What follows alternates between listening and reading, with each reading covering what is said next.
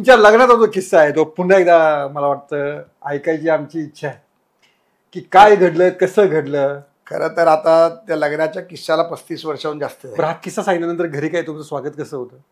नाही, बायको खुश होती. बरं, काय हरकत नाही. वहिनी खुश होतं, मग काय अडचण नाही.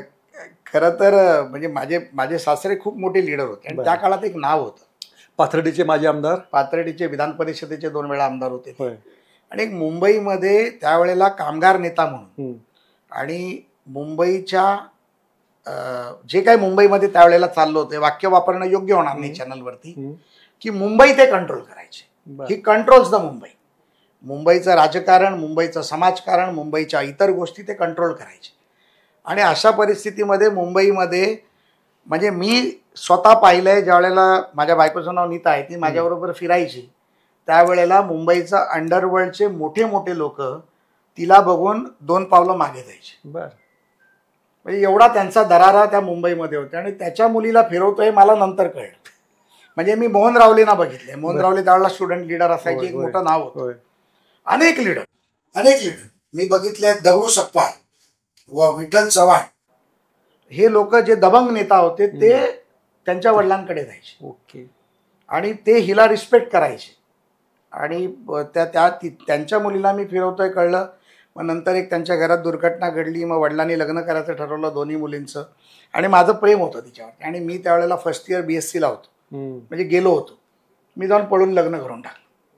च्या मायला बघू नंतर काय होतं ते बघू. फर्स्ट इयर BSc म्हणजे तुमचं वय 20 वर्ष? नाही, बालविवाह झाला होता. 19 वर्षाचा होता.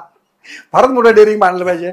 19 वर्षाचा होतो. बरं. लग्न केलं, नोकरी नव्हती. मग त्यावेळेला जसं मी म्हटलं की माझ्या बायकोच्या पायामध्ये लक्ष्मी आहे आणि पायामध्ये सत्ता आहे.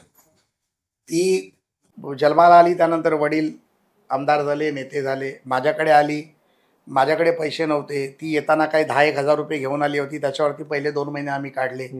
तेव्हा कुठे राहत होता तुम्ही? माझी आई सेंट्रल गव्हर्नमेंटमध्ये कामाला होती, त्यामुळे आमच्या अँटॉपिलमध्ये गव्हर्नमेंट क्वार्टर्समध्ये घर होतं.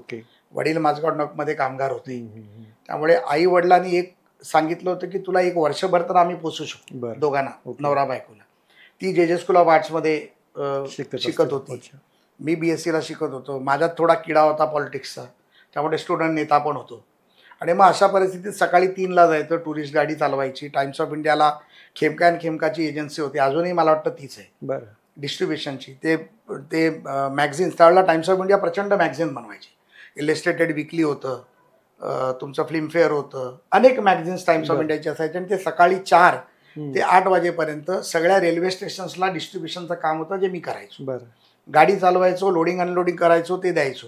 70 रुपये त्याच्यातले मिळायचे, ते रोख मिळायचे लोडिंग अनलोडिंगचे. आणि गाडीचे पैसे 1 महिन्याने मिळायचे. तर त्या 70 रुपयात आम्ही आमचा दिवस चालवायचो. मग त्याच्यातलं 13 रुपये 35 पैसे लिटर पेट्रोल होतं. सर्व कार्यकर्त्यांनी मिळून हिरो होंडा गाडी गिफ्ट दिली होती स्टुडंट लीडर म्हणून. तर त्या गाडीमध्ये पेट्रोल भरायचं. मग 20 रुपयाचं पेट्रोल भरलं की 1.25 लिटर पेट्रोल यायचं. पण त्याच्यामध्ये आणि त्यावेळेला 80 किलोमीटर ती द्यायची. त्यामुळे 100-125 किलोमीटर फिरणं व्हायचं. आणि मग रविवारचं एखादा रविवार संध्याकाळचं एक बजेट असायचं, तेही 30 रुपयाचं. चायनीज खायला जायचं. तर मग चायनीज खायला कुठे जायचं, तर आपल्या त्या योगेश पवारच्या हॉटेलवरती कॅडल रोडला अजूनही ते आहे, चायना गार्डन. 27 रुपये 28 रुपये बिल व्हायचं.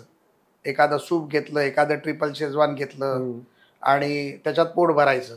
एक कोल्ड्रिंक तो फ्री द्यायचा, मित्र होता कीर्ती कॉलेजचा म्हणून. आणि मग 2 रुपये टीप द्यायचे. त्याच्यात आमचा कार्यक्रम व्हायचा. आणि असं ते लग्नाची एक किस्सा आहे. पण यशस्वी झालो. पण नंतर काय झालं? मग अनेक प्रचंड मेहनत केली. तिनेही मेहनत केली, तिची हिंमत होती. आजही ती मला अनेकदा सांगते. म्हणजे मला ती कधी कधी अटलजींची पण कविता त्याच्यामध्ये आठवते. ना हारूंगा ना हार में ना जीत में. आणि संघर्ष करत राहतो ती नेहमी. मी कधीही नर्वस झालो तर मला सांगते, अरे तू नर्वस काय होतं, तू गो गेटर आहेस, बाहेर पड. तू बाहेर पडलास तर तू जग जिंकू शकतो.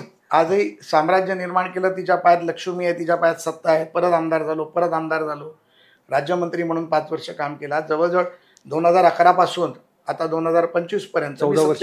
बरोबर.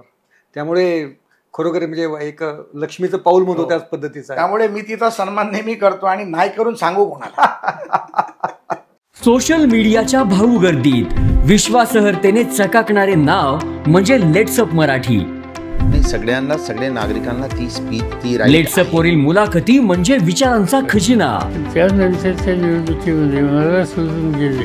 बातम्या केवळ वस्तुस्थिती सांगणाऱ्या, न प्रोपगंडा, फक्त जनतेचा अजेंडा. क्योंकि आने वाला कल जाने वाला है, जाने वाला कल आने वाला है. राजकारण, मनोरंजन असो की क्रीडा क्षेत्र, महाराष्ट्राची स्पंदने संवेदनशीलतेने टिपणारे माध्यम म्हणजे लेट्सअप मराठी. जगासोबत एक पाऊल पुढे राहण्यासाठी लेट्सअपचे ॲप, सोशल मीडिया आणि वेबसाईट सोबत कनेक्टेड रहा.